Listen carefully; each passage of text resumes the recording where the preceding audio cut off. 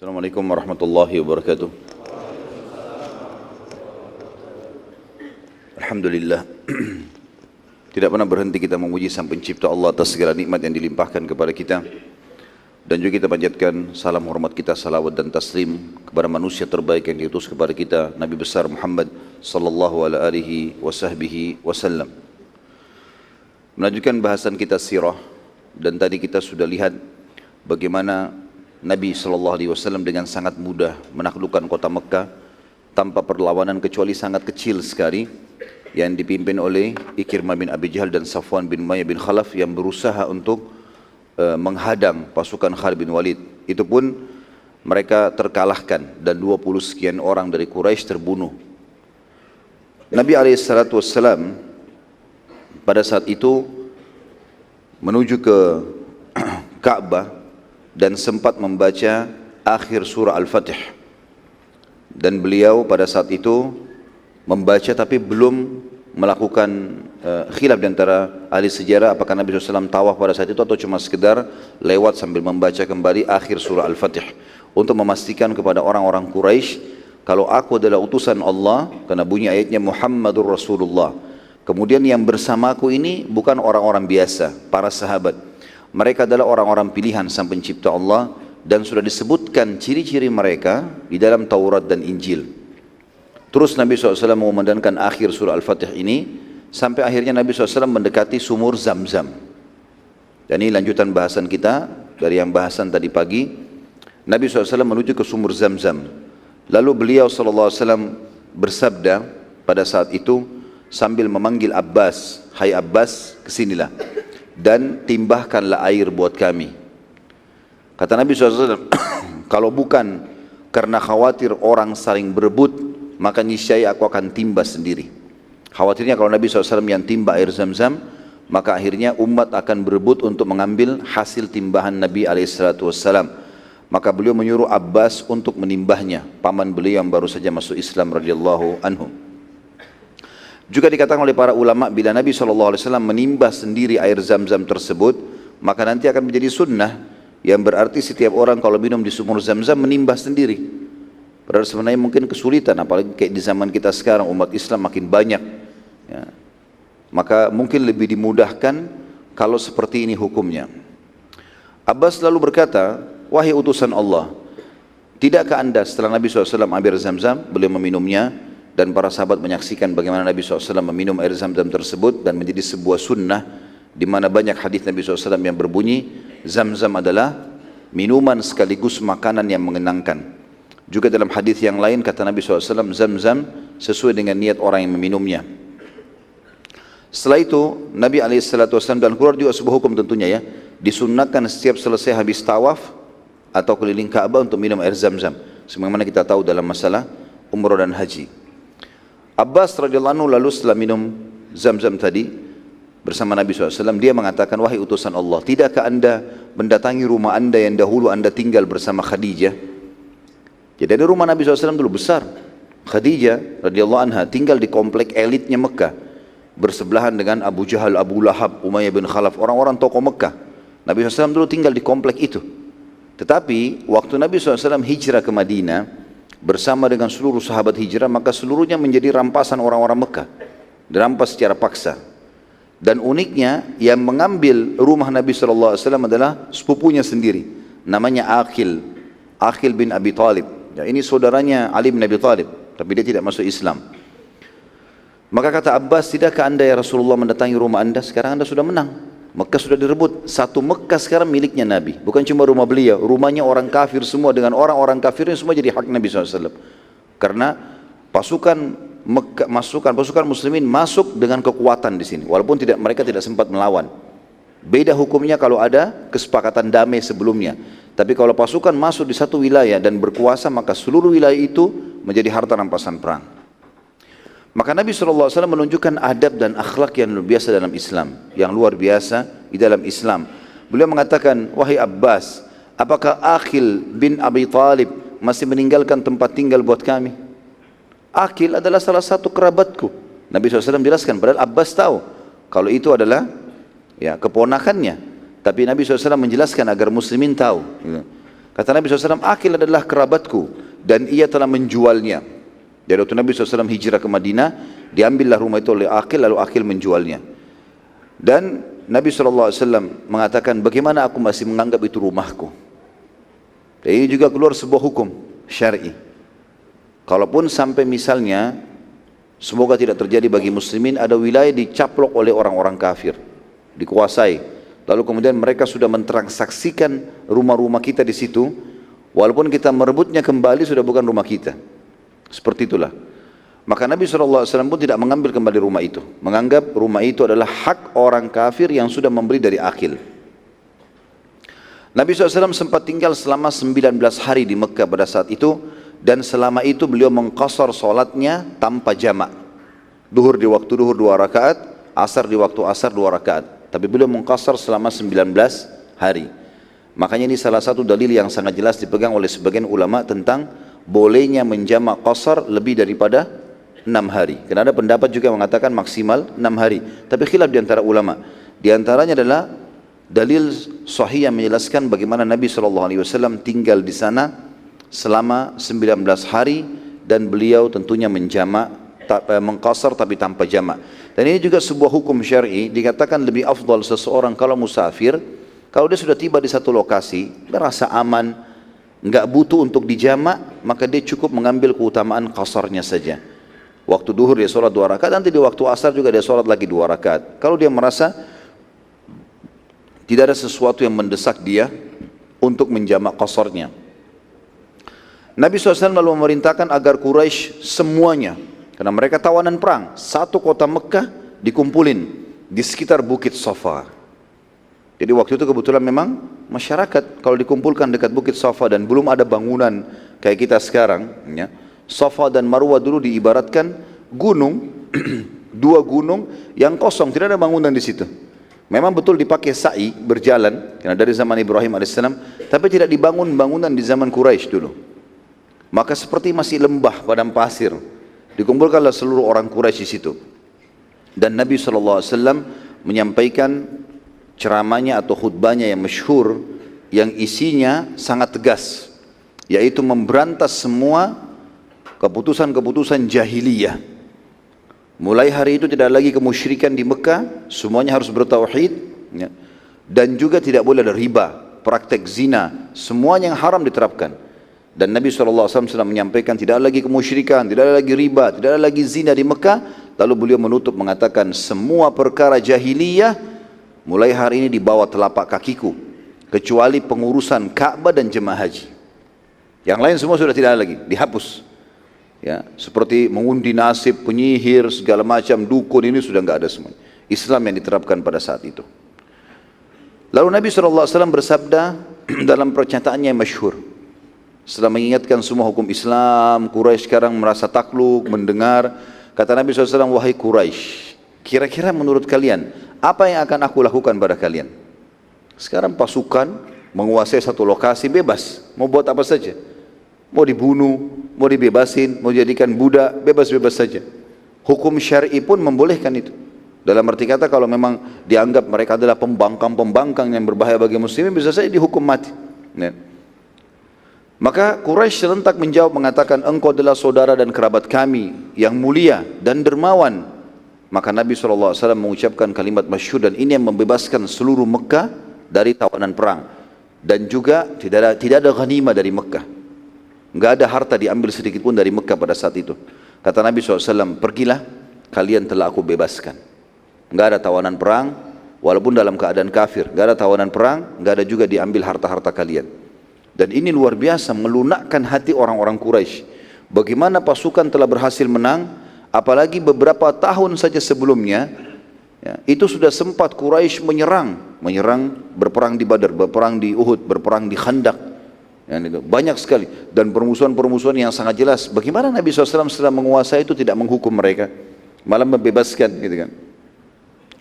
Pada saat itu seluruh Mekah di bawah kekuasaan Nabi SAW, dan seluruhnya dalam keadaan aman. Seluruh pintu gerbang Mekah dijaga oleh pasukan muslimin, semua sisi jalan-jalan Mekah dikuasai oleh muslimin. Prajurit Islam semua menyebar di situ. Dan itu selalu saja aman dalam kurang lebih hitungan 2-3 hari sampai datang seseorang bernama Fudalah. Fudalah ini dia mengiklankan masuk Islam pada saat itu, tapi ada tujuan dia. Dia ingin membunuh Nabi SAW. Dia menyembunyikan sebuah pisau dengan berharap kalau sudah dekat dengan Nabi SAW dia langsung menusuk Nabi SAW. Begitu dia mendekat dengan Nabi SAW, tidak ada yang ngerti ini. Karena ini Nabi SAW disampaikan wahyu dan ini salah satu mukjizat yang terjadi di Mekah pada saat itu. Maka Nabi SAW lihat Fudalah waktu mendekat, langsung Nabi tegur dia. Wahai Fudalah, apa yang sedang terlintas di benakmu? Maka Fudalah mengatakan, aku ingin beribadah dan istighfar. Ini kebetulan dekat Ka'bah, di sekitar tempat tawaf. Maka Nabi SAW mengatakan, sambil mendekati Fudalah, beristighfarlah hai Fudalah. Dia mengatakan astagfirullah. Lalu Nabi SAW mengatakan yang kedua kali, beristighfarlah hai Fudalah. Fudalah beristighfar lagi, astagfirullah, sampai 3 kali. Setelah 3 kali, Nabi SAW lalu meletakkan telapak tangannya yang suci dan mulia di dada Fudalah. Lalu tiba-tiba dengan meletakkan telapak tangan di dada Fudalah, kata Fudalah, pisau di tanganku atau di simpananku, dia menyembunyikan di antara bajunya, jatuh. Dan pada saat itu demi Allah, tidak ada orang yang paling aku benci sebelum Nabi Muhammad SAW meletakkan telapak tangannya pada dadaku melebihi dirinya. Orang yang aku paling benci Nabi SAW. Dan setelah Nabi SAW melepaskan telapak tangannya dari dadaku, maka aku menemukan dia adalah orang yang paling aku cintai. Sisi yang lain teman-teman sekalian, masih ingat tadi Abu Sufyan, ya. Sempat saya katakan, kalau beliau masuk Islam tapi masih bimbang, karena ketakutan saja. Dan kebimbangan ini terus terjadi. Abu Sufyan waktu itu pemimpin Mekah. Kalau masih ingat kita review kembali, selesai perang Badar, waktu terbunuh mayoritas pimpinan Quraisy, ya, Abu Jahal, Umayyah bin Khalaf, Syaibah, Walid, banyak tokoh-tokoh Quraisy meninggal. Dan akhirnya yang paling tua waktu itu tersisa Abu Sufyan.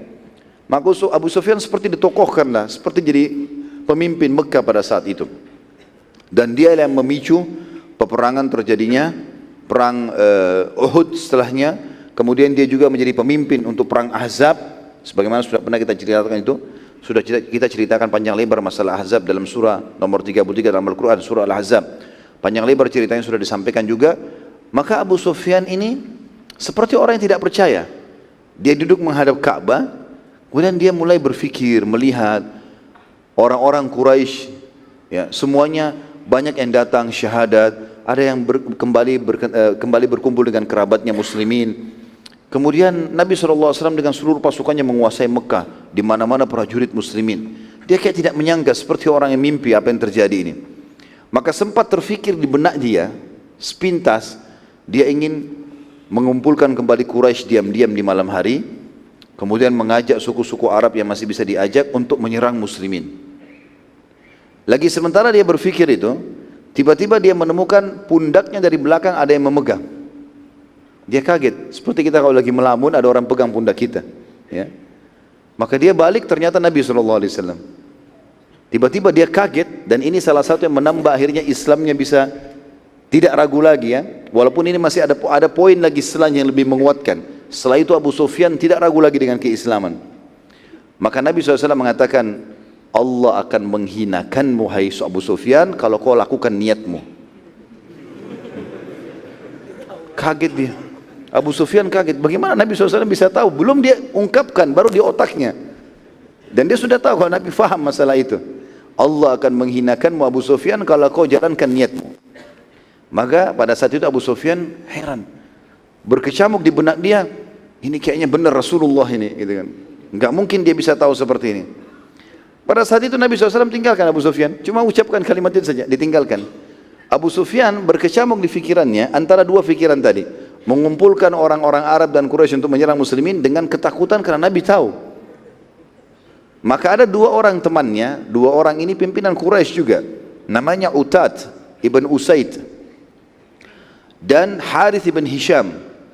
Usaid dan Hisham, ayahnya kedua orang ini. Utad ibn Usaid ini mati terbunuh dalam keadaan kafir. Harith ibn Hisham juga terbunuh dalam keadaan kafir. Ini anak mereka ini.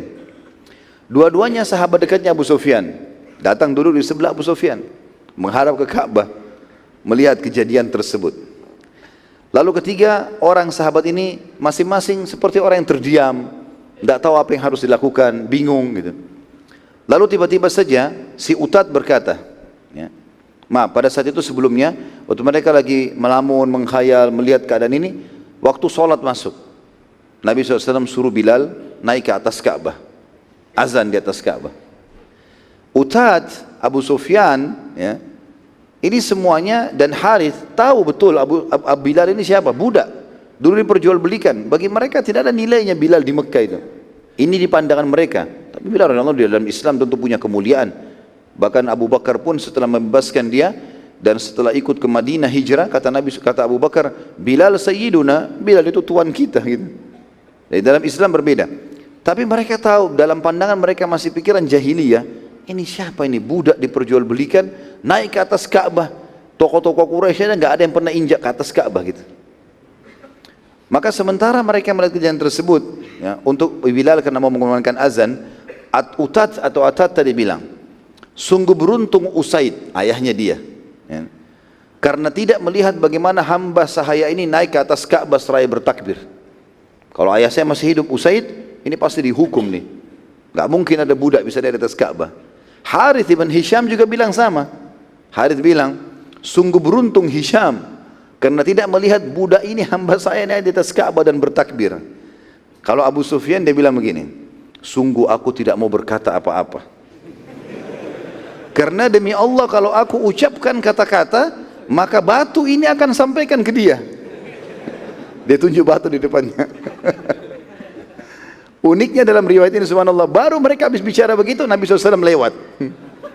Lalu Nabi bilang, wahai Utad, sungguh beruntung Usaid karena tidak melihat hamba sahaya di atas Ka'bah. Wahai Harith, sungguh beruntung Hisham tidak melihat budak ini di atas Ka'bah bertakbir. Wahai Abu Sufyan, sungguh aku tidak akan berkata apa-apa. Karena kalau aku ucapkan, batu itu akan menyampaikan. Semenjak kejadian ini Abu Sufyan tidak ragu lagi dengan keislaman. Ini kejadian terakhir yang membuat Abu Sufyan tidak ragu dengan Islam. Maka pada saat itu kata ahli sejarah, Abu Sufyan seluruh hatinya dipenuhi dengan Islam, tidak ada keraguan lagi.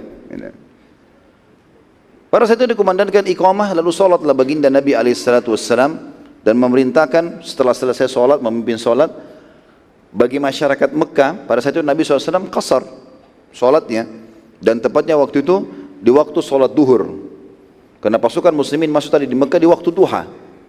Ya, setelah mengatur semuanya tadi di dalam Mekah, maka tiba waktu sholat duhur, Nabi SAW suruh kumandangkan azan, lalu iqamah, lalu Nabi SAW sholatnya qasar, 2 rakaat duhur. Bagi masyarakat Mekah, mereka ikut dengan Nabi SAW, lalu mereka menyempurnakan 2 rakaat yang tersisa. Dan ini keluar juga sebuah hukum syar'i, bolehnya imamnya musafir. Kemudian dia salam, lalu makmumnya menambah rakaat yang tersisa. Setelah selesai sholat, Nabi SAW memerintahkan seluruh muslimin dan juga orang-orang kafir pada saat itu yang ada untuk menyingkir dari sekitar Ka'bah, kosongin semua. Dan waktu itu Ka'bah dikelilingi dengan 375 berhala. Banyak sekali. 10 berhala saya sudah penuh, apalagi 375. Sampai dikatakan zaman itu orang kalau tawaf, dia seperti melingkar jalan di antara patung-patung saking banyaknya. Dan setiap orang bebas buat patung, taruh lagi patung, dia namakan sendiri, lalu dia sembah sendiri di depan Ka'bah. Dan ada patung paling besar waktu itu yang paling ditakuti oleh orang-orang Mekah, namanya Hubal, patung Hubal, ya. Tentu ada patung juga yang lain, Al-Lat dan Uzza, ya. Ini patung-patung. Kalau Lat dan Uzza ini nama orang yang dulu dimuliakan oleh mereka di Mekah. Mereka dulu suka memberikan makan jemaah haji, menggilingkan gandum, lalu kemudian dimuliakan sampai akhirnya dibuat patungnya dan disembah selain daripada Allah Subhanahu wa taala. Dan patung yang paling besar adalah patung Hubal, tinggi besar dan dirantai dengan sekian banyak rantai supaya tidak ada yang mengambilnya. Seperti itulah, dan banyak sekali yang diletakkan hal-hal yang berupa perhiasan segala macam ditempelkan. Ada yang menghancurkan, melunakkan emas, dioleskan ke Hubal dan seterusnya lah. dari sebuah patung yang dianggap agung, bersih, mewah dan segalanya. Nabi SAW pada saat itu sengaja menyuruh seluruh muslimin untuk menyaksikan, dan orang-orang kafir, umat Islam membuat lingkaran lalu orang kafir berada di belakang mereka untuk melindungi Nabi SAW. Lalu Nabi SAW mendatangi satu persatu patung tersebut sambil membawa tongkat beliau dan beliau di atas untanya SAW, dan membaca ayat Al-Quran yang masyhur, wa qul ja'al haqqu wa zahaqal batil innal batila kana zahuqa. Katakanlah hai Muhammad, al-haq telah datang dan batil telah hilang, musnah, dan kebatilan pasti akan musnah. Setiap kali Nabi SAW mendekatkan tongkatnya ke patung-patung tersebut, belum tersentuh hancur sebagai mukjizat, dan disaksikan oleh semua orang. Ini mukjizat juga termasuk yang besar di Mekah. Karena patung-patung ini dibuat dari batu-batu yang keras. Tapi biasanya juga mereka kalau mau hancurkan pakai kampak, pakai alat-alat yang besar. Ini tidak. Nabi SAW cuma pakai tongkat dan belum disentuh, hancur sendiri. Dan hancurnya itu uniknya menjadi tanah. Selalu begitu. Semua 300 lebih patung itu dilakukan begitu oleh Nabi SAW. Dan mereka kaget melihat itu. Patung yang ratusan tahun mereka sembah, mereka yakini sebagai Tuhan. Bahkan mereka takut berbicara keras suara di dekat patung tersebut. Mereka menganggap kalau bersumpah atas namanya akan diijabah. Dan segala macam keyakinan yang selama itu di zaman jahiliyah mereka percaya. Maka patung-patung tersebut semuanya berjatuhan di hadapan Nabi SAW dan berlebur dengan tanah. Jatuh. Dan Nabi SAW sengaja menyisakan Hubal. Tinggal satu Hubal, patung yang paling besar. Dan keyakinan orang-orang Quraisy, kalau Hubal ini enggak akan pernah ada yang bisa kalahkan. Dan selama ada Hubal di Mekah, berarti tidak akan pernah Mekah bisa diserang. Seperti itu keyakinan mereka. Sekarang Nabi SAW ingin membatalkan keyakinan itu. Maka beliau pun mendekati Hubal alaihissalam, dan beliau sengaja memegang tongkatnya, memperlihatkan kepada Quraisy, lalu mencolok matanya Hubal sambil mengatakan wa qul ja'al haqqu wa zahaqal batil innal batila kana zahuqa. Perlu teman-teman tahu, Hubal ini kalau dipikul itu mungkin 20 orang baru bisa angkat. Beratnya, patung besar. Mungkin lebih besar daripada tiang masjid ini. Tapi Nabi SAW di atas untanya, dan Nabi SAW juga tinggi besar. Lalu tongkatnya pun dicolokkan ke matanya. Begitu satu kali dicolok saja, disentuhkan Nabi SAW, goncang Hubal. Goyang, seperti lagi ada yang goyangkan gitu. Lalu Nabi SAW menarik tongkatnya, ingin menunjukkan kepada Quraisy, lihat. Lalu Nabi SAW melakukan yang kedua kali, sambil membaca wa qul ja'al haqqu wa zahaqal batil innal batila kana zahuqa. Lebih keras lagi suara Nabi SAW, memberitahukan kepada mereka ini dalam bahasa Arab, kebenaran telah datang, kebatilan pasti akan musnah, dan kebatilan pasti akan musnah, enggak mungkin tidak. Maka Hubal pun akhirnya jatuh rubuh dan menjadi kepingan-kepingan pecah. Jadi saking besarnya Hubal sampai dia enggak melebur jadi tanah gitu. Dan Nabi SAW setelah melihat itu jatuh lalu mengatakan para sahabat, hancurkanlah. Dihancurkan sampai tidak tertinggal sedikit pun dari potongan Hubal tadi. Melihat kejadian tersebut teman-teman sekalian yang luar biasa terjadi, semua Quraisy tiba-tiba bersyahadat. Sudah enggak ada keraguan lagi. Ini patung yang selama ini mereka sembah, mereka pertahankan, ternyata hancur, lebur di tangan Nabi SAW. Dan hancurnya dengan cara seperti tadi, terhina, bukan dikeroyokin rame-rame, enggak, hancur dengan hanya sentuhan-sentuhan tongkat saja. Dan firman Allah yang berbunyi tadi sudah kita bacakan. Setelah hancur semua dan berbondong-bondong orang mengucapkan syahadat, Nabi SAW sekarang ingin menyempurnakan pembersihan kota Mekah dari segala kesyirikan dengan masuk ke dalam Ka'bah. Perlu kita tahu teman-teman sekalian, Ka'bah di zaman itu di dalamnya pun banyak patung. Ada patung-patung juga, bahkan dindingnya itu dilukis-lukis, digambar-gambar oleh mereka, ya, rupaka-rupaka, jadi bentuk-bentuk gitu. Jadi seperti kita kalau dipahat, dibuat gitu ya. Maka Nabi SAW waktu itu mengetahui yang pegang kunci Ka'bah ada dari keturunan Abdiddar bernama Uthman bin Talha. Uthman bin Talha, waktu dia lihat kejadian tadi, patung-patung itu hancur, syahadat dia. Sudah enggak ada lagi kebatilan, enggak ada lagi kebenaran kecuali ini gitu. Maka Nabi SAW mengatakan kepada Uthman bin Talha untuk ya, batangkan pintu Ka'bah. Maaf, Uthman bin Talha ini keliru, saya bukan dia masuk Islam pada saat penghancuran Ka'bah, batu patung-patung, tapi dia masuk Islam bersamaan dengan Khalid bin Walid dan Amr bin As.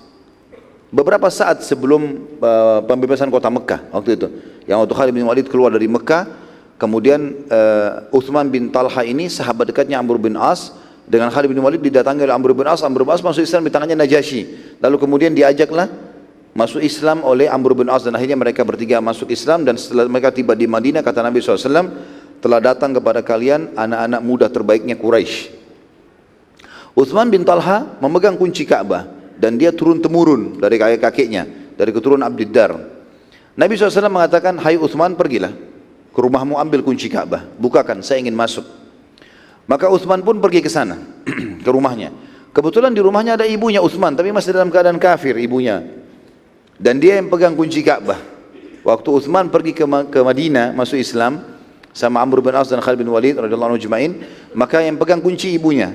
Lalu Uthman mengatakan, wahai ibuku, Rasulullah SAW memerintahkan aku untuk mengambil kunci Ka'bah dan kemudian membukanya.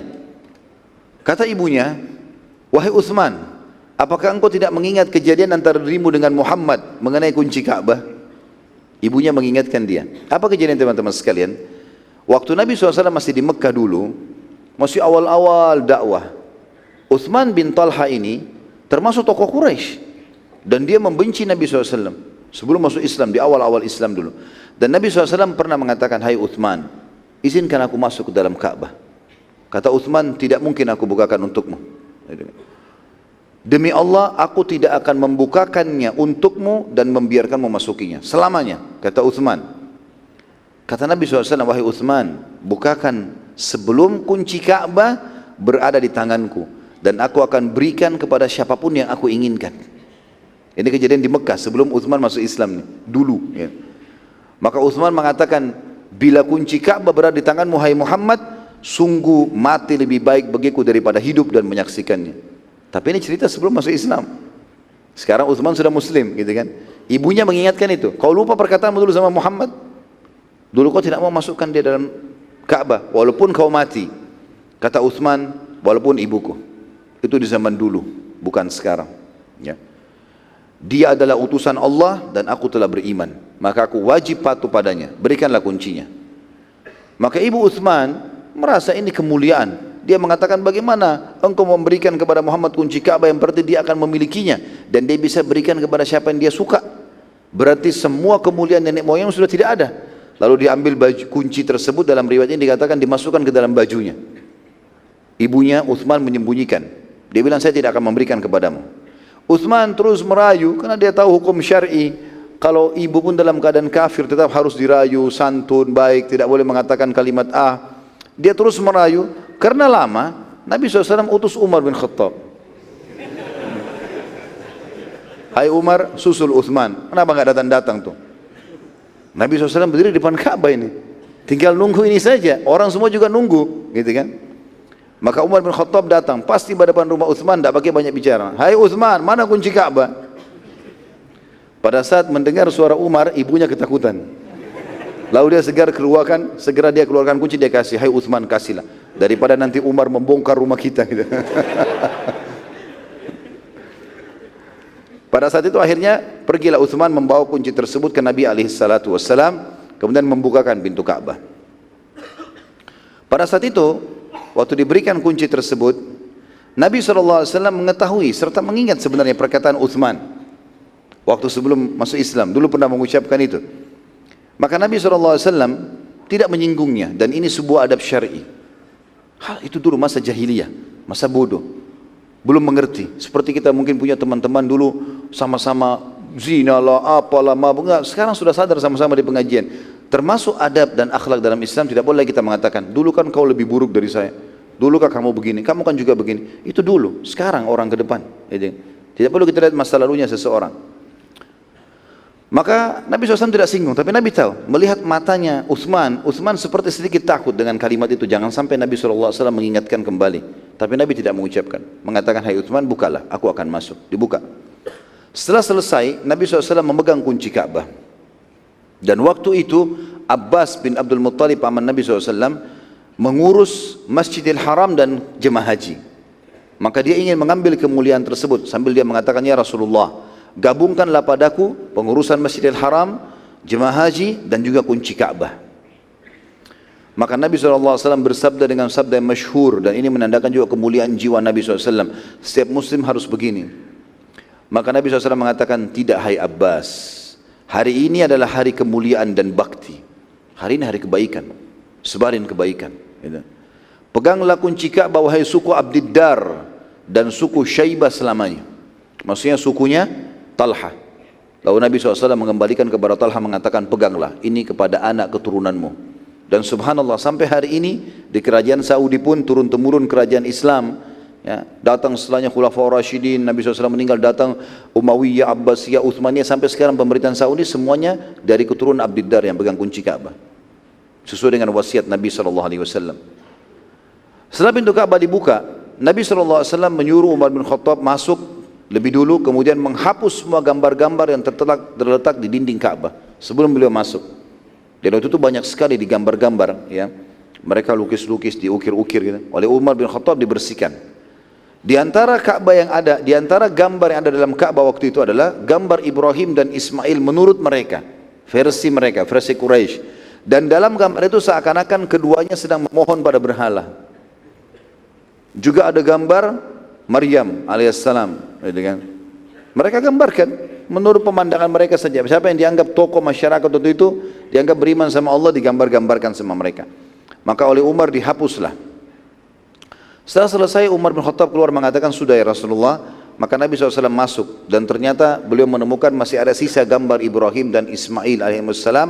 Maka Nabi SAW kemudian bersabda, semoga Allah membinasakan mereka karena telah memperlakukan orang tua kami begini. Lalu Nabi SAW menghapus dengan lengan baju beliau sendiri sisa gambar daripada Ibrahim dan Ismail alaihimussalatu wassalam.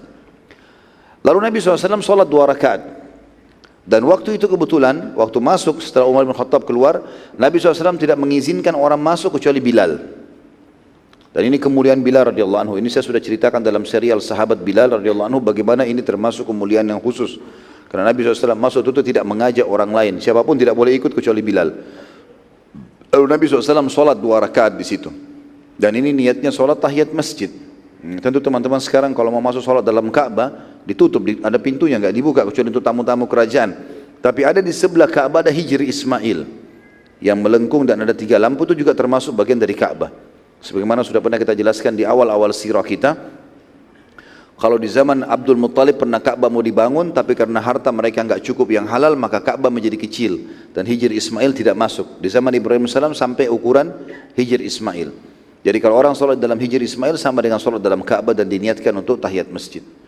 Setelah selesai sholat 2 rakaat, Nabi SAW keluar bersama Bilal, dan ternyata di depan pintu sudah ditunggu oleh Abdullah bin Umar radhiyallahu anhu. Dan Abdullah bin Umar ini sahabat Nabi terkenal dengan sahibut ta'assi.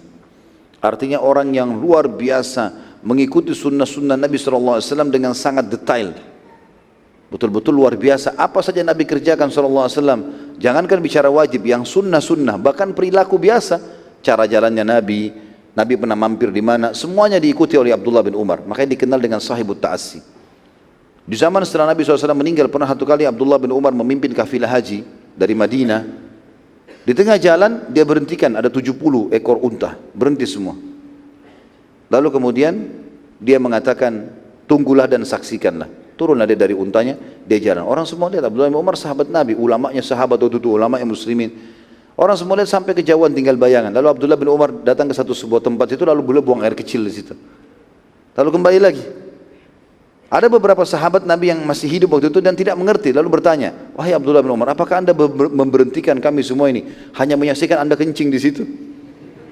Kata Abdullah bin Umar, iya, karena saya ingin menyampaikan kepada kalian pada saat saya sedang berjalan bersama Nabi SAW menuju ke Mekah, beliau pernah mampir di sini, beliau pernah buang air kecil di situ. Ya, saking luar biasanya mengikuti kehidupan Nabi SAW.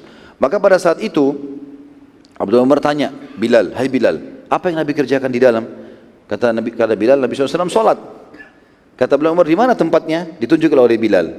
Lalu kemudian Abdullah bin Umar orang yang pertama mengerjakan sholat tersebut setelah Nabi SAW dan Bilal. Baik, kita lanjutkan dengan kisah Hindun binti Utbah. Masih ingat tadi saya sampaikan ada 10 orang yang pasti disuruh bunuh, gitu kan? Termasuk diantaranya Hindun, istrinya Abu Sufyan. Abu Sufyan sekarang sudah masuk Islam. Hindun ini Karena dia tidak mau masuk Islam, dia berusaha menyelinap di antara masyarakat Mekah. Tapi dia termasuk target, kalau ditemukan harus dibunuh. Rupanya Nabi SAW kena melihat masyarakat Mekah banyak yang masuk Islam. Hindu belum masuk Islam waktu itu. Maka Nabi SAW kumpulkan. Salah satu yang dikumpulkan Nabi SAW khusus kaum wanita, dikumpulin sendiri. Ada tradisi-tradisi jahiliyah yang harus dihilangkan, tidak boleh ada. Maka Nabi SAW mengumpulkan mereka setelah syahadat, ya, pada saat itu mereka ikrarkan syahadat di depan Nabi SAW, maka Nabi mengatakan kalian harus mengambil janji setia, menyebutkan janji setia, ikrarkan itu. Yang pertama, kata Nabi SAW, tidak boleh lagi ada syirik bersama Allah SWT, tidak lagi sekutunya Allah, nggak ada patung, nggak ada jimat, nggak ada apa-apa, tawakal dan berpasrah kepada Allah. Rupanya waktu Nabi SAW ucapkan itu, terdengar di dalam saf, ya, perempuan-perempuan ini ada suara. Lalu dia mengatakan, karena Nabi SAW mengatakan, ikrarkan la ilaha illallah wahdahu la syarikalah lahul mulku wa lahul hamdu wa huwa ala kulli syai'in qadir. Dalam bahasa Arab, ikrarkan itu. Maka tiba-tiba ada suara dari saf perempuan mengatakan, wahai utusan Allah, bila seandainya Tuhan-Tuhan selain Allah berguna, maka akan bermanfaat buat kami hari ini. Ternyata suara itu suaranya Hindun. Hindun ratunya Mekah, gitu kan. Waktu dia ngomong di antara saf perempuan, gerumun banyak perempuan begitu, Nabi SAW kenal. Nabi mengatakan Hindun, Hindun kan ini target harus dibunuh. Langsung Hindun mengatakan asyhadu an la ilaha illallah wa anna Muhammadar Rasulullah. Baru syahadat waktu itu. Lalu Nabi SAW tersenyum. Nabi menerima itu.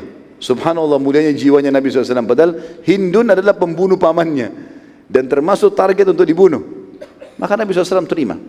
Lalu Nabi lanjutkan, Nabi tidak terlalu hiraukan, sudah syahadat, sudah Nabi biarkan. Nabi mengatakan yang kedua, tidak boleh zina dan memperlihatkan perhiasan kalian baik di tubuh maupun telapak kaki kalian. Orang Mekah semua diam, ini tahu ini penaklukan Mekah. Dan sekarang sudah Islam, harus dengar ini utusan Allah, gitu kan. Maka Hindu nyeletuk lagi. Dia mengatakan, apakah wanita bebas bisa berzina ya Rasulullah? Karena tradisi orang di Mekah yang berzina kalau wanita hanya perempuan hamba sahaya. Enggak ada wanita bebas berzina walaupun mereka di zaman jahiliyah. Maka pada saat itu Nabi SAW tersenyum, tidak menjawab apa-apa. Yang penting sekarang poinnya tidak boleh berzina. Yang ketiga, tidak boleh membunuh anak karena khawatir miskin. Hindun nyeletuk lagi, ini masih mu'allaf. Dia mengatakan, wahai utusan Allah, kami membesarkan anak-anak kami, lalu kalian membunuhnya di Badr. Kan di perang Badr banyak dibunuh orang Quraisy. Termasuk yang mati ayahnya dia sama kakaknya dia. Kami besarkan anak-anak kami, lalu kalian membunuhnya di Badr. Nabi SAW senyum saja, nggak ditanggapi sama sekali gitu. Dan ini teman-teman sekalian, poin-poin ini ditekankan oleh Nabi SAW dan ini menandakan kemuliaan hati dan kesucian hati Nabi SAW. Bagaimana beliau tetap menerima keislaman karena targetnya menyampaikan Islam. Kalau orang itu belum masuk Islam dan punya keburukan terhadap Islam, mungkin itu bisa dihukum. Tapi orang kalau sudah syahadat, syahadat ini memberhentikan semuanya. Nggak ada lagi dendam dengan dia, nggak ada lagi apa-apa sama sekali. Dan ini pelajaran penting teman-teman sekalian. Maka pada saat itu Nabi SAW menunjukkan kepada kita bagaimana mendahulukan syariat Allah Subhanahu Wa Taala dan hanya menerima keislaman Hindun. Dan ini pelajaran yang luar biasa kita ambil dari kehidupan dia. Bagaimana jahatnya pun seseorang dan bencinya dengan Islam, tapi pada saat iman masuk ke dalam hati, maka dia pasti akan bisa menerima kebenaran. Dan bagaimana baginda Nabi SAW tidak pernah putus asa dalam berdakwah, sehingga beliau tetap menerima. Bisa dibayangkan kalau kasus kita berada di posisi baginda Nabi SAW, bagaimana beliau melihat depan matanya pamannya, sampai Umar bin Khattab berkata, kami tidak pernah melihat Nabi SAW menangis terisak-isak yang mengalahkan tangisan beliau pada saat di Uhud melihat jenazahnya Hamzah. Hidungnya dipotong, dadanya terbelah, darah semuanya, gitu kan. Dan itu perilaku Hindun, dan Hindun ini termasuk motivator terkuatnya Quraisy di perang Uhud. Bahkan dia mengeluarkan syair-syair yang mengatakan kepada pasukan Quraisy, kalau kalian lari dari kancah peperangan, maka kami akan meninggalkan kalian. Dia instruksikan semua wanita Mekah tidak boleh melayani suaminya. Dan orang-orang perempuan pada saat itu patuh. Jadi luar biasa bagaimana bencinya dengan Islam, dan sekian banyak kisah berhubungan dengan masalah Hindun ini. Tapi setelah masuk Islam, Nabi SAW betul-betul target utamanya agama Allah, bukan yang lain. Maka beliau pun menerima masalah itu. Kisah yang lain adalah Abdullah bin Sa'ad bin Abi Sarh. Siapa orang ini? Penulis wahyu yang murtad, ya. Tapi malam ini tidak ada buku. Tadi pagi saya kasih buku. Karena sekarang sudah tinggal ngulangin saja.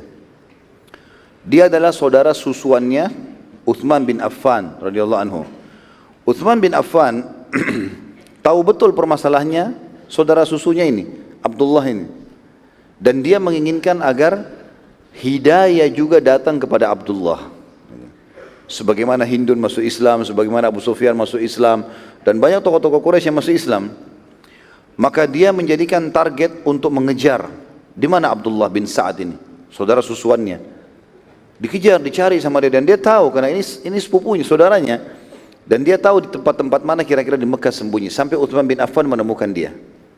Dia berada di dalam sebuah rumah yang terpencil di pinggir kota Mekah. Kemudian oleh Uthman ditemukan. Lalu Uthman mengatakan kepada dia, wahai Abdullah, sungguh ini kebenaran.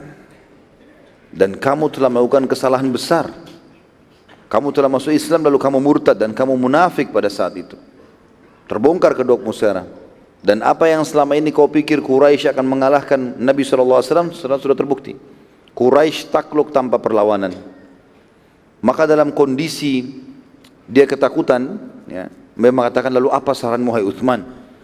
Kata Uthman, masuk Islam lah, tapi dengan tulus, ikuti kebenaran. Dia mengatakan, bagaimana aku bisa aman sementara aku termasuk dalam daftar dari 10 orang yang harus dibunuh. Dia juga sudah tahu itu. Maka Uthman mengatakan, bercadarlah, tutup wajahmu, pakai imamah, tutup wajahmu, dan ikut dengan aku. Aku akan bawa kaum bertemu dengan Nabi SAW. Jalanlah mereka terus menuju ke kemah, karena ramainya kota Mekah tidak terlihat. Uthman pun mengajak dia jalan bersama. Maka orang melihat Uthman bin Affan, orang tahu. Dan karena Abdullah bin Sa'ad ini menutup wajahnya, tidak kelihatan, bola matanya saja, alisnya pun tertutup. Jadi nggak dikenal gitu. Pada saat itu kebetulan di dalam kemah Nabi SAW di sekitar Ka'bah ada seorang sahabat yang pada saat Nabi SAW mengatakan siapa yang menemukan fulan 10 orang disebutkan namanya yang harus dibunuh, bunuh mereka walaupun mereka bergantung pada kiswah Ka'bah. Waktu dia dengar, sahabat ini dengar namanya Abdullah bin Sa'ad bin Abi Sarah, kebetulan dia punya masalah dengan Abdullah dulu di Mekah. Maka dia mengatakan, demi Allah, kalau saya temukan Abdullah, saya akan penggal dia. Walaupun dia bergantung di depan kiswah atau di kiswah Ka'bah ya Rasulullah. Duduklah orang itu di sebelah Nabi SAW. Tapi saya mohon maaf tidak temukan nama sahabat ini siapa.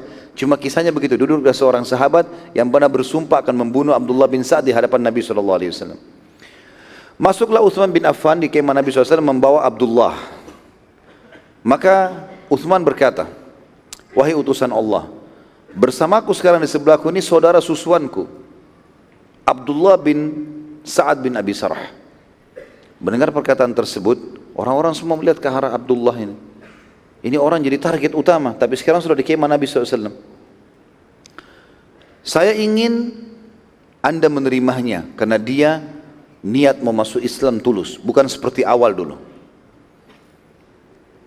Abdullah waktu itu membuka, tutup wajahnya, segera mengulurkan tangannya ke Nabi SAW. Ingin menunjukkan baiatnya dan ingin syahadat di hadapan Nabi SAW. Tapi terjadi sesuatu yang unik di sini. Nabi SAW tidak mau menerima tangannya. Diam saja Nabi SAW. Uthman kembali mengulangi permintaannya. Seraya berkata, wahai utusan Allah, Abdullah datang ingin masuk Islam, tulus, terimalah dia. Walaupun dia punya kesalahan dulu. Abdullah ulurkan lagi tangannya yang kedua kali. Nabi SAW tidak menerimanya. Yang kedua kali. Yang ketiga kali Uthman bin Affan ulangi lagi, ya Rasulullah, maafkanlah dia saudara susuan saya. Dia sudah datang ke kemah Anda dan dia merasa ketakutan, dia ingin masuk Islam. Mudah-mudahan saja dia bisa kokoh dengan keislamannya. Lalu Abdullah urutkan lagi tangannya. Nabi SAW tidak terima tangannya. Juga tidak melihat wajahnya Abdullah ini. Ternyata di sini kata ulama, memang Nabi SAW sangat marah dengan dia. Bagaimana dia menjadi penulis wahyu dan Nabi SAW sudah percaya. Terus kemudian sudah termasyhur di kenangan sahabat, lalu dia sengaja pulang iklankan kemurtadannya. Karena itu masalah besar itu. Ya. Yang keempat kalinya, Uthman mengulangi seperti yang sama, sambil memohon-mohon dengan Nabi SAW, akhirnya Abdullah mengulurkan tangan, Nabi SAW terima.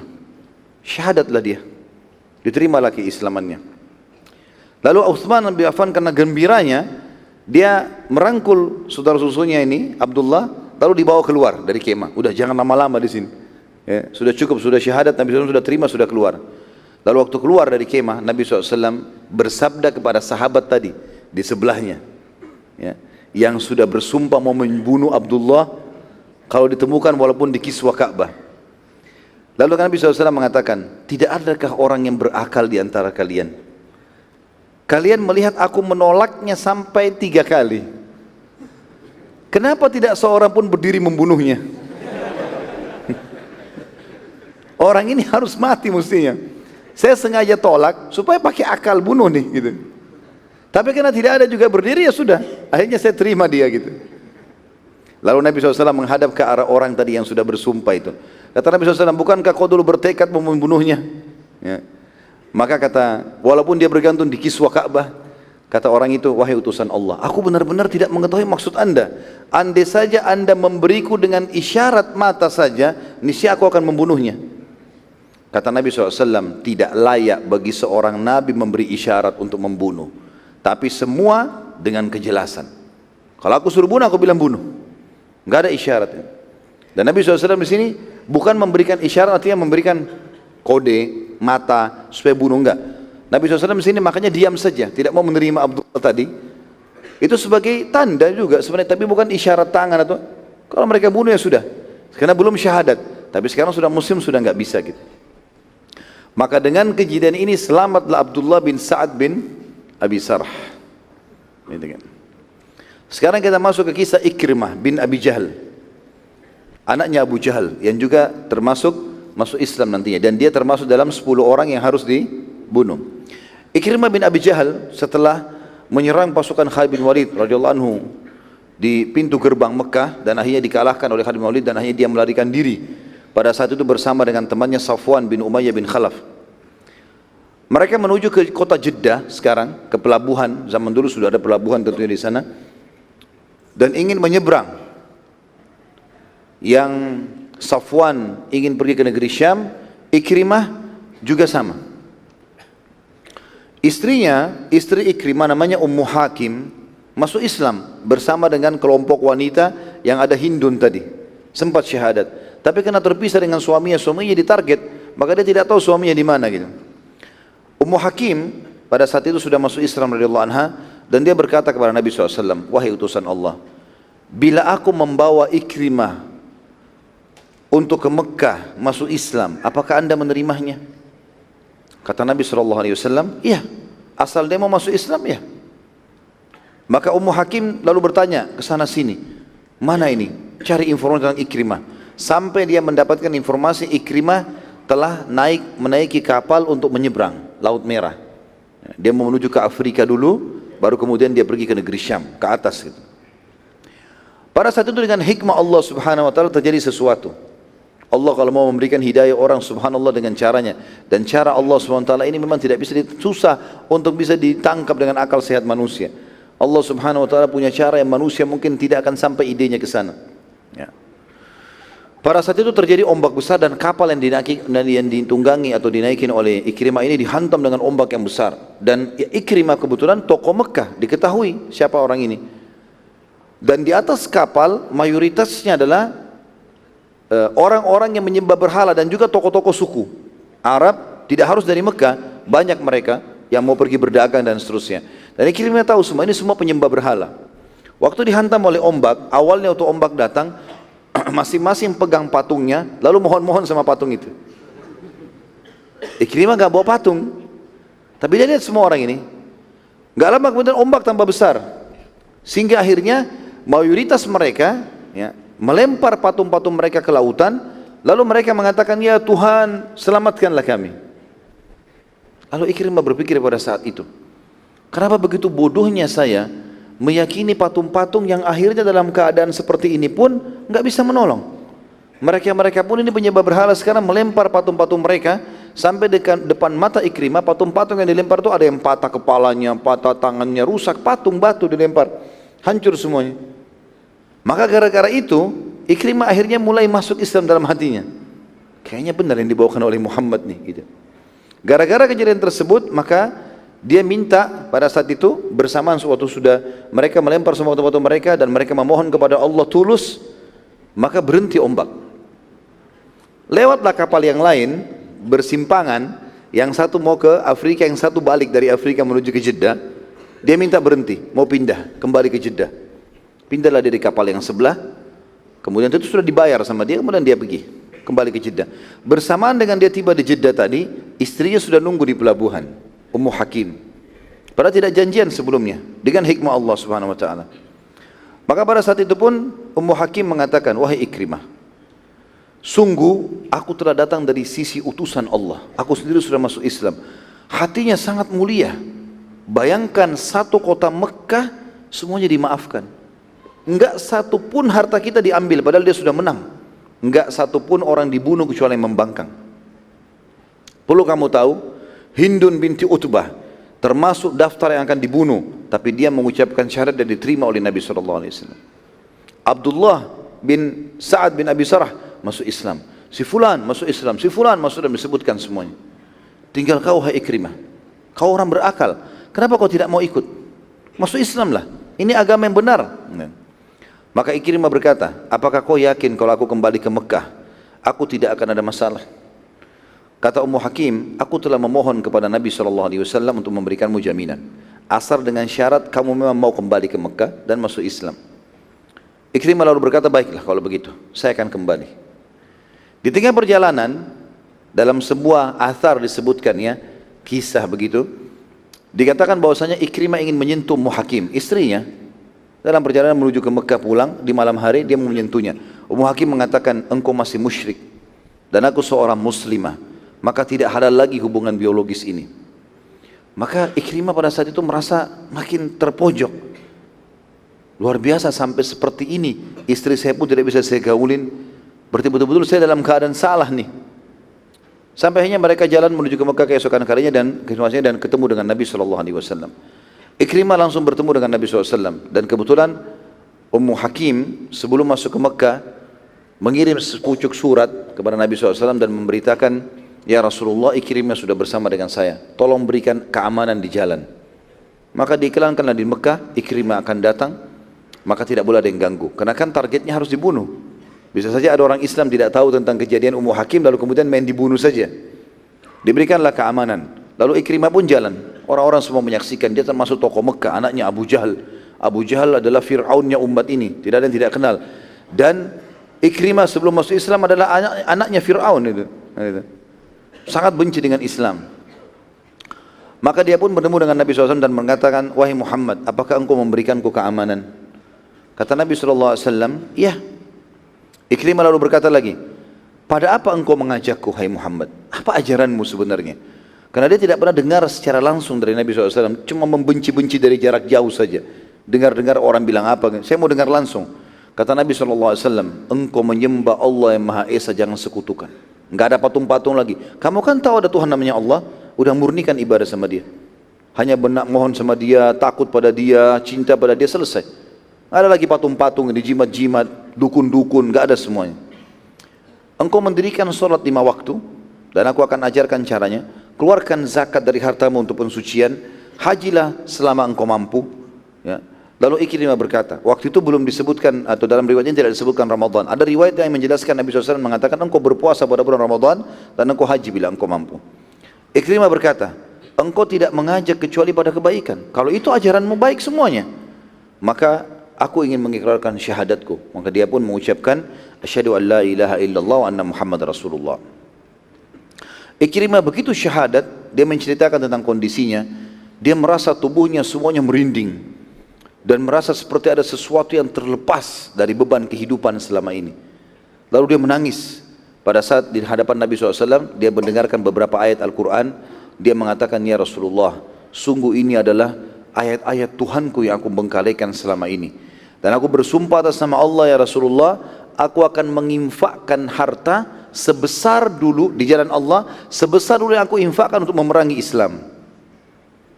Dan ini ulama mengambil sebuah hukum dari kejadian Ikrimah radhiyallahu anhu ajma'in ini, bagaimana seorang muslim kalau pernah melakukan perbuatan-perbuatan salah, dia harus selain taubat kepada Allah, menutupi itu dengan melakukan yang seimbang dan tapi dalam kebaikan. Seperti kasus misalnya, orang dulu di masa jahiliyah sebelum kenal agama yang benar, dia suka ke diskotik traktir orang. Biayai orang mabuk-mabukan misalnya, berzina traktir temannya zina di hotel, apalah segala macam. Dan dia tahu itu dia keluarkan karena dia punya kemampuan. Maka dia semestinya setelah tobat sekarang, dia kira-kira mentaksir. Dulu dia setiap malam minggu sering traktir temannya 5 juta, habis mabuk-mabukan segala macam. Sekarang dia nilai itu, dia infakkan di jalan Allah senilai itu untuk menutupi kesalahan itu. Itu yang Ikrimah lakukan radhiyallahu anhu, dan Nabi SAW mendukung itu. Maka akhirnya diterima lagi Islamannya dan Ikrimah akhirnya lebih fokus ke dalam Islam. Dan tentu Ikrimah ini punya kisah sendiri. Dia mati syahid radhiyallahu anhu. Ya, mati syahid di peperangan melawan Musailamah Al-Kadzab. Ya. Itu ada kisah sendiri dan teman-teman bisa kembali ke kisah serial sahabat dari sekian 29 kisah sahabat yang sudah kita tabligh akbarkan di Makassar. Di antaranya sudah saya bahas panjang lebar Ikrimah bin Abi Jahar. Tapi yang kita fokusin adalah bagaimana masuk Islamnya dia. Sekarang kita masuk ke kisah masuk Islamnya Safwan bin Umayyah bin Khalaf. Umayyah bin Khalaf juga musuh Islam, meninggal dalam perang Badr. Ini Safwan juga sama, mirip dengan Ikrimah, membenci Islam awalnya. Kasusnya sama juga, istrinya dia masuk Islam bersama dengan wanita-wanita Mekah. Setelah mendengarkan istrinya, Safwan mendengar kalau istrinya Ikrimah berhasil mengislamkan suaminya, maka ia pun datang kepada Nabi SAW lalu berkata, wahai utusan Allah, apabila aku membawa Safwan, apakah anda akan memberikannya keamanan sebagaimana anda berikan kepada Ikrimah? Kata Nabi SAW, iya, asal dia datang mau masuk Islam silahkan. Lalu dikatakan oleh istrinya, bagaimana kalau Safwan belum mau masuk Islam ya Rasulullah? Cuma dia mau masuk ke Mekah. Apakah anda tetap memberikan dia keamanan? Kata Nabi SAW, iya. Tetapi aku hanya akan memberikan dia waktu maksimal 4 bulan berfikir. Nabi SAW memberikan waktu Safwan khusus 4 bulan. Maksimal. Kalau dia tidak mau masuk Islam, berarti hukum pembunuhannya terjadi. Dia berfikir silakan. Itu. Maka istri Safwan berkata, apakah anda bisa memberikan tanda keamanan? Saya takut kalau dia masuk ke Mekah nanti akhirnya dibunuh oleh kaum muslimin. Nabi SAW membuka imamah beliau, lalu kemudian memberikan ke istri Safwan dan mengatakan ini tanda keamanan. Bawalah ini, orang-orang muslimin sudah tahu. Lalu Nabi SAW mengiklankan di Mekah, kalau istri Safwan sudah masuk Islam dan aku memberikan imamah sebagai tanda, imamah itu akan dipegang olehnya sambil membawa Safwan dan tidak boleh ada yang membunuh Safwan kalau dia datang sama istrinya. Safwan pun pada saat itu diberitakan oleh istrinya, lalu ia masuk ke Mekah dalam keadaan musyrik. Dia enggak masuk Islam dan sempat ikut perang Hunain. Nanti kita jelaskan insyaAllah, ada perang Hunain setelahnya, setelah masuk kota Mekah ini, dan itu Ikrimah ikut dalam peperangan tapi masih dalam keadaan musyrik.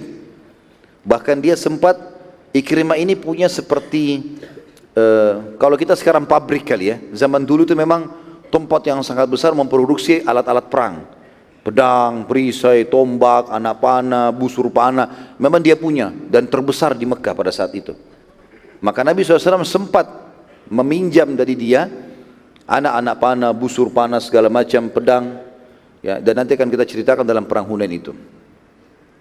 Pada saat dia masuk ke Mekah dan bertemu dengan Nabi SAW, maka dia pun mengatakan, hai Muhammad, apakah engkau memberikan kepadaku keamanan? Kata Nabi SAW, iya. Kalau aku belum ingin masuk ke agamamu, apakah tetap engkau memberikan aku keamanan? Kata Nabi SAW, iya. Tapi aku memberikan waktu padamu 4 bulan untuk berfikir. Silakan renungi. Maka dia pun mengatakan, baiklah, saya setuju kalau begitu. Maka tinggallah Safwan di Mekah pada saat itu selama 4 bulan, ya, punya waktu 4 bulan untuk mengambil keputusan. Tapi subhanallah, setelah perang Hunain nanti dia akan syahadat. Karena melihat keajaiban yang terjadi di perang Hunain, nanti kita ceritakan. Nah, di perang Hunain juga ini salah satu peperangan yang dihadiri oleh malaikat mirip dengan Badr. Tapi di perang Badr malaikat terlibat, di perang Hunain malaikat tidak terlibat dalam menghukum orang-orang kafir. Demikianlah teman-teman sekalian, pemuka-pemuka Quraisy masuk Islam satu persatu, dan dengan takluknya Mekah maka pusat kekufuran Jazirah Arab telah berakhir. Terlebih lagi di situ ada Ka'bah, pusat kiblatnya kaum muslimin, dan seluruh berhala di situ sudah dihancurkan. Yang berarti selama ini Mekah ternyata menjadi sumber patung. Jadi masyarakat Mekah, pekerjaan utamanya yang paling menguntungkan mereka, jual patung. Terutama di musim haji. Dan gara-gara perbuatan ini, makin banyak tersebar penyembahan berhala. Jadi dengan hancurnya sumber patung-patung ini, jemaah haji yang datang sudah tidak ada lagi. Terlebih lagi Nabi SAW sudah menguasai, dan nanti kita akan belajar dalam haji wada, bagaimana Nabi SAW menunjukkan haji yang benar. Dan itu yang diterapkan sampai hari kita, alhamdulillah. Pembebasan kota Mekah ini terjadi di bulan Ramadan pada tahun 8 Hijriah. Nabi SAW tinggal di Mekah, sudah kita jelaskan pada saat itu, ya, selama 19 hari, dan beliau sholat qasar tanpa jamak. Sekarang kita tutup teman-teman sekalian dengan beberapa sariyah, pasukan-pasukan kecil Nabi SAW yang diutus pasca pembebasan kota Mekah. Nabi SAW mengirim beberapa sariyah dari Mekah, ya. Dikirimlah sariyah-sariyah, pasukan-pasukan kecil. Dan saya pernah jelaskan, sariyah ini diistilahkan kalau 3 orang ke atas jumlahnya. Dan ini dianggap pasukan kecil. Selalu Nabi SAW menggunakan strategi ini. Kirim pasukan inti 10 orang, 20 orang, 30 orang, 70 orang. Sebagian hadis sejarah mengatakan sariyah dinamakan dengan 100 orang. Tapi ada beberapa sariyah Nabi SAW yang lebih dari ini. Nabi SAW mengirim yang pertama sekali, sariyah dikenal dengan Mushallil. Dan ini ada terdiri dari 30 personil perang dipimpin oleh Khalid bin Walid untuk menghancurkan patung Uzza. Jadi rupanya perjalanan antara Mekah dengan Taif ada patung besar, mereka namakan Uzza, Al-Lat dan Uzza, itu ya. Ya mereka kalau bersumpah atas nama itu mereka takut kualat. Maka Khalid bin Walid hancurkan itu. Dan itu berhasil. Yang kedua, dikirimnya Hisham bin Asi, diutus oleh Nabi SAW untuk menakut-nakuti suku Hawazim. Tapi ternyata Hawazim sudah siap dengan jumlah yang sangat banyak, sehingga membuat Hisham kembali ke Mekah dan melaporkan kepada Nabi SAW. Jadi jumlahnya tidak banyak waktu itu, sekitar mungkin 30 orang juga, hanya untuk datang menunjukkan kekuatan muslimin kepada suku Hawazim. Hawazim besar sekali, kota Taif, ya. Dan beda dengan keadaan Mekah pada saat itu, nanti kita ceritakan dalam perang Hunain, mereka sudah siap mau perang. Kemudian kembali ke Mekah, dan Nabi SAW sudah berbenteng di Mekah sekarang. Bentengnya kuat sekali, gitu kan. Kemudian yang ketiga, diutusnya Khalid bin Asim ke beberapa pemukiman kecil di sekitar Mekah guna menghancurkan semua berhala yang tersisa. Dan kita lihat di sini Nabi SAW, teman-teman sekalian, menghancurkan semua berhala. Tidak ditinggalkan satupun. Sayang kita sekarang malah buat berhala itu, ya. Kita buat patung. Ada umat Islam malah ikut-ikutan buat patung, gitu kan. Semoga Allah berikan hidayah, tentunya ini tidak boleh ada. Sampai Nabi Ibrahim AS mengatakan tentang patung-patung tersebut, a'udzubillahi minasyaitonir rajim, rabbi innahunna adlalna katsiran minan nas. Ya Allah, patung-patung ini banyak sekali menyesatkan manusia. Maka tidak perlu ada patung sama sekali. Hindari semua yang berhubungan dengan patung-patung ini. Baik itu hanya untuk ukiran lah, atas nama seni lah, atau apa saja. Setiap muslim harus jauhi. Dan kita tahu sebab kekufuran dan kesyirikan justru karena adanya patung. Awalnya cuma dianggap bagus, lama-lama disembah, gitu kan. Dan apapun yang berhubungan dengan patung-patung atau memiliki patung ini, hindari aja semua. Termasuk teman-teman biasakan anak-anak kita untuk main dengan mainan dengan cara menghindari boneka-boneka, ya. Hindari saja, lebih aman. Walaupun ada riwayat menjelaskan Aisyah anha pernah bermain dengan boneka, tetapi seseorang muslim, kata ulama, berjaga-jaga untuk tidak membiasakan anaknya memegang boneka-boneka seperti ini. Apalagi boneka ini ceritanya khurafat, bohong. Doraemon misalnya, Doraemon bohong semua, dusta. Dalam gambarannya dia bisa keluarkan apa saja dari perutnya, ya. Kalau kita orang dewasa nonton ketawa saja, tapi anak kecil, bayangkan kalau antum berikan boneka Doraemon, taruh di sebelah ranjangnya, apa yang dia pikir? Kalau dia lagi mau tidur, dia bicara sama boneka itu. Mungkin dia minta sesuatu pada boneka itu. Benar gak? Kita mungkin orang tua hanya sekedar menjadikan bantalnya misalnya, tapi akidahnya dia sedang terganggu, bahaya sekali. Beranjak dari situ, gitu kan? Itu bahaya sekali. Belikan mainan robot-robot, untuk apa kita belikan robot-robot ini? Gitu kan? Sesuatu yang mengkhayal, robot bentukan Amerika, bentukan Jepang, ini segala macam dengan nama-namanya, sampai itu yang dihafal oleh mereka. Ya kan, untuk apa? Kenapa harus begini gitu? Lebih kita hindari, tidak usah, lebih aman kan gitu. Tidak usah kita lakukan. Mungkin mobil-mobilan masuk akal, mobil tak ada hubungannya. Ya, tapi kalau patung, robot berbentuk seperti manusia, segala macam hewan, lebih baik dihindari, nggak usah. Apalagi sekarang alhamdulillah media kita kan bagus banyak ya. Daripada gambar, lebih baik kita lihatkan cuplikan. Mau lihatkan misalnya harimau, ini loh harimau nak, ada cuplikannya. Ya, mungkin secara ilmiah menunjukkan ini harimau. Kita bisa tunjukkan dan sudah bisa kita hindari ya. Artinya untuk menjaga-jaga saja. Karena bahaya sekali gitu kan. Bahaya sekali, ini bisa membawa pada hal-hal yang tidak diinginkan. Kita lihat Nabi SAW betul-betul membersihkan Mekah dan sekitar Jazirah Arab sekarang. Dan kita lihat nanti setelah ini pun, setelah menang di perang Hunain, melawan suku Hawazim nanti, itu betul-betul bersih Jazirah Arab. Enggak ada satupun, karena di Taif, Taif itu kota kedua sumber patung setelah Mekah. Yang nanti akan diserang oleh Nabi SAW. Kemudian yang keempat, Nabi SAW mengutus lagi Khalid bin Walid ke suku Judaimah. Saat Khalid bin Walid tiba di sana, ternyata suku Duaimah telah menyambutnya dengan maksud ingin masuk Islam pada saat itu. Dan tradisi Junaimah ini atau Juhaimah ini, bila menyambut tamu mereka kalau dimuliakan, mereka biasa keluar dengan persenjataan lengkap. Maka Khalid bin Walid mengira bahwasanya mereka mau melawan, gitu kan? Di tradisi suku ini kalau keluar menyambut tamu atau apa, mereka pakai baju perang. Bawa pedang, menunjukkan keterampilan. Khalid bin Walid kira ini menantang, gitu kan?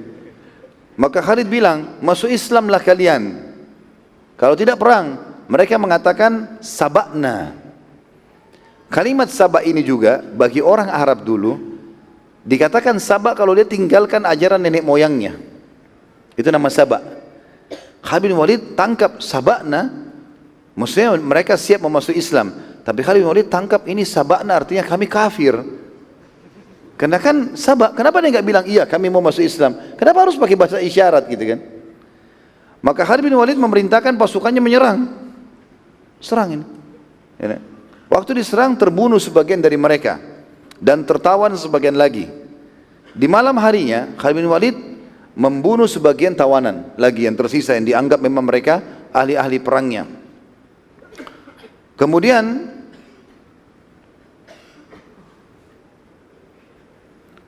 ada sebagian mereka mengatakan kami mau masuk Islam. Khalid bin Walid mengatakan kalian masuk Islam karena takut sama pedang saja. Kenapa dari awal tidak ucapkan syahadat? Kenapa sekarang setelah ditawan gitu kan? Khalid bin Walid juga termasuk orang dianggap baru masuk Islam pada saat itu, baru berapa tahun gitu kan? Maka di antara sahabat ada yang melakukan, ada juga yang menolak ya. Di antaranya yang menolak untuk membunuh adalah Abdullah bin Umar radhiyallahu anhu.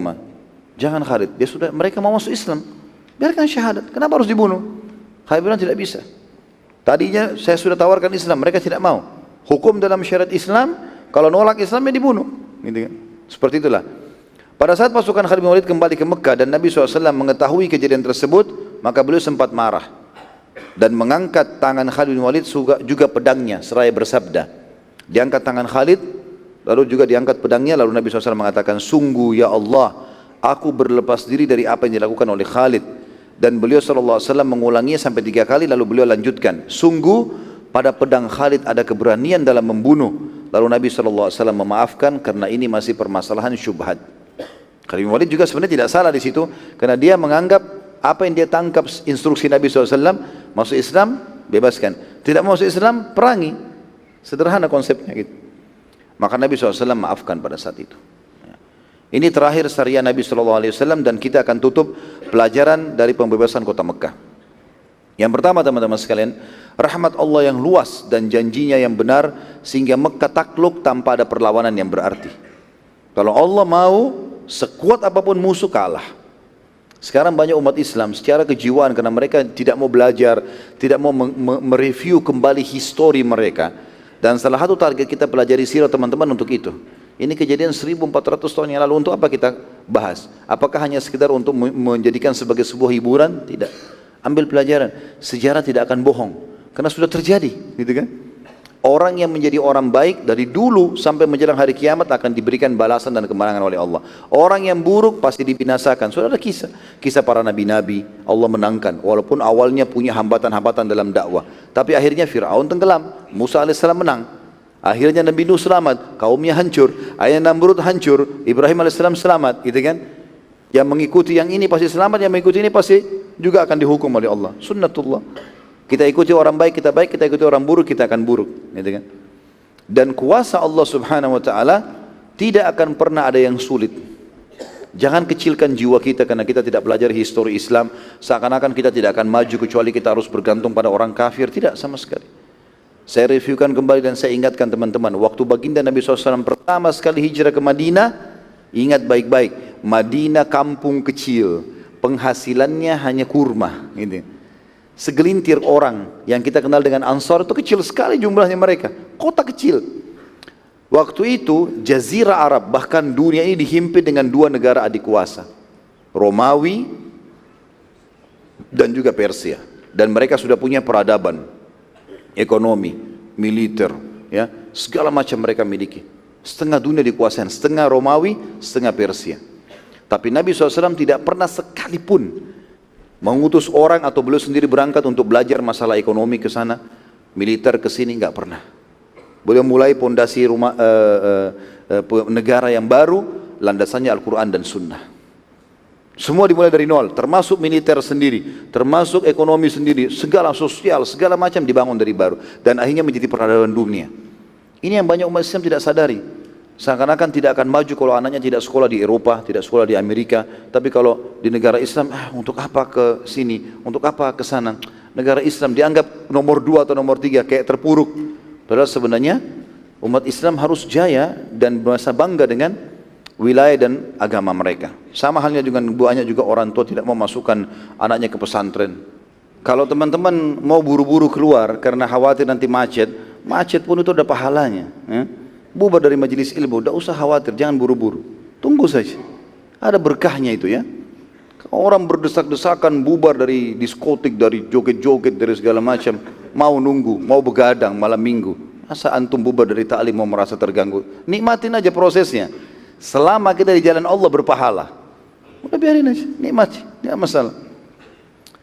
Yang kedua, setelah rahmat Allah yang luas dan janjinya benar, sehingga Mekah takluk tanpa ada perlawanan, yang berarti teman-teman kita tinggal berusaha saja, taufiknya Allah akan datang. Yang kedua, kebaikan hati Nabi SAW dalam bermuamalah dengan siapa saja. Dan ini pelajaran penting, tidak ada dendam bagi kaum muslimin. Tidak ada dendam. Kalau orang itu dulu berbuat buruk, tetap dalam keburukan boleh dihukum. Tapi kalau dia sudah mengaku kesalahannya dan memperbaiki, selesai. Kecuali dia kepergok berbuat, dihukum. Tapi kalau dia seperti kasus Hindun, Abu Sufyan, segala macam, dulunya benci Islam, sekarang masuk Islam, sudah selesai. Yang ketiga, masuk Islamnya mayoritas pemimpin Quraisy serta seluruh penduduk Mekah tidak tertinggal satupun akhirnya masuk Islam. Yang terakhir masuk Islam tadi disebutkan Safwan oleh sebagian ahli sejarah mengatakan karena dia menunda sampai beberapa waktu, terutama setelah selesai perang Hunain. Yang keempat, bebasnya muslimin beribadah di Mekah selamanya yang sebelumnya sangat tertutup buat mereka. Yang kelima, hancurnya semua sesembahan Quraisy, terutama di sekitar Ka'bah. Dan ini pertanda selesainya penyembahan berhala di Mekah, bahkan seluruh Jazirah Arab. Karena kita katakan tadi dia sumber pembuatan patung di situ. Bahkan teman-teman perlu tahu, Abu Lahab, Abu Jahal itu punya toko-toko berhala terbesar di Mekah. Dan mereka kaya gara-gara itu. Karena jemaah haji belanja berhala. Seperti itulah. Yang keenam, bertambahnya jumlah dan pasukan muslimin, terutama di kalangan para mu'allaf. Nanti kita belajar di perang Hunain insyaallah bagaimana jumlah pasukan muslimin 10.000 itu bertambah jadi 12.000. Ada 2.000 orang bertambah yang bergabung dari para mu'allaf yang baru masuk Islam. Yang ketujuh, terlihatnya beberapa mukjizat Nabi Muhammad SAW, terutama janji Allah yang maha mulia yang berhubungan dengan masalah pembebasan kota Mekah. Yang kedelapan, terhapusnya semua hukum jahiliyah. Di antaranya yang sangat fatal waktu itu adalah ada tawaf telanjang. Jadi di Mekah mereka keluarkan instruksi semua orang yang tawaf harus beli baju dari Mekah. Harus. Kalau dia tidak punya duit, tawaf telanjang. Enggak boleh tawaf dengan bajunya dari luar kota. Harus beli dari Mekah. Dan ini dihapus. Mengundi nasib. Setiap mau safar, mau bekerja, mau menikah, taruh kertas, ambil burung merpati, diundi, ditaruh dalam kotak, diterka-terka. Memakan bangkai, bagi mereka halal. Meminum darah, menyembah berhala, dan seterusnya, ini semua dihapus dalam syariat Islam. Yang kesembilan, pembebasan Mekah berarti pembebasan Jazirah Arab dari kekufuran. Karena setelah itu seluruh suku Arab masuk Islam. Tidak ada tertinggal satupun yang tidak masuk Islam setelah itu. Ya. Dan turun firman Allah Subhanahu wa taala pada saat itu, surah An-Nasr yang masyhur, a'udzubillahi minasyaitonirrajim, idza jaa nasrullahi wal fath. Apabila telah datang pertolongan Allah dan kemenangan pembebasan kota Mekah berhasil. Wa ra'aitan nasa yadkhuluna fi dinillahi afwaja. Dan engkau akan melihat, hai Muhammad, setelah itu manusia akan berbondong-bondong masuk Islam. Nanti kita ceritakan ini ya, waktu Nabi SAW subuh insyaAllah besok, pada saat Nabi SAW balik ke Madinah, tentu ini belum kita ceritakan, pertemuan akan datang. Besok perang Hunain dulu. Tapi Nabi SAW waktu pulang dari perang Hunain menuju ke Madinah, maka seluruh Jazirah Arab pada itu datang ke Madinah. Saking banyaknya orang mau masuk Islam, maka sampai Madinah tidak bisa orang bergerak, padatnya orang. Suku-suku datang, syahadat pulang. Satu Jazirah Arab. Ini Allah bilang, wa ra'aitan nasa yadkhuluna fi dinillahi afwaja. Fasabbih bihamdi rabbika wastaghfirhu innahu kana tawwaba. Oleh karena itu bertasbih dan selalu dengan memuji Tuhanmu dan mohonlah ampun kepadanya, sungguh Dia Maha menerima taubat hamba-hambanya. Sampai sini insyaallah bahasan kita, dan kita akan lanjutkan dengan izin Allah besok subuh insyaallah. Sebagaimana sudah saya bahasakan dari awal, kalau kita akan usahakan dalam 3 kali pertemuan saya sebulan sekali ini, semuanya kita bahas sirah agar bisa menyelesaikan bahasan kita. Mungkin begitu saja. Kita tutup dengan berdoa kepada Allah SWT. Semoga majelis kita diberkahi olehnya dan dijadikan sebagai tambahan amal kita pada hari kiamat. Semoga seluruh amal yang pernah kita kerjakan, yang sedang kita kerjakan dan akan kita kerjakan, semuanya diterima dengan pahala yang sempurna. Semoga seluruh dosa yang pernah kita kerjakan tidak terkecuali, baik yang sudah berlalu ataupun yang sedang dikerjakan. Semoga Allah mudahkan taubatnya dan juga Allah ganti dengan kemahamurahannya menjadi pahala. Selalu kita doakan Indonesia menjadi negara yang aman, tentram, damai. Seluruh umat Islam di bawah naungan ukhuwah Islamiyah, dan juga diangkat perselisihan di antara mereka, dan juga dalam ibadah mereka kembali kepada wahyu Al-Quran dan Sunnah. Dan siapapun yang menginginkan keburukan bagi Indonesia, negeri tercinta ini, Islam, Muslimin, semuanya dikembalikan tipu daya mereka kepada diri mereka sendiri. Dan semoga saja selama Indonesia ini ada sampai menjelang hari kiamat dikaruniai oleh Allah pemimpin Muslim yang adil, kembali kepada Al-Quran dan Sunnah, dan semoga menjadi contoh bagi negara-negara yang lain. Selalu kita doakan saudara kita di Palestina, di Syria, di Yaman, di Irak, di Myanmar, di Ahsa, dimanapun mereka berada sedang tertindas. Semoga Allah ikhlaskan niat mereka, terima para syuhada mereka, mulakan Islam di tangan mereka dan tangan kita semua, dan semoga Allah ikut sertakan kita bersama mereka di pahala, baik dengan doa, dengan harta, juga dengan jiwa kita. Dan semoga Allah dengan kemahamurahannya, baik yang hadir di masjid ini ataupun yang mengikuti acara kita live, ataupun juga yang mendengarkan dengan siaran ulang, semuanya disatukan di surga firdausnya tanpa hisab, mana yang satukan kita di majlis ilmu yang mulia ini. Wa sallallahu nabiyana Muhammadin walhamdulillahi rabbil alamin. Subhanakallahumma bihamdika asyhadu an la ilaha illa anta astaghfiruka wa atubu ilaik. Wassalamualaikum warahmatullahi wabarakatuh.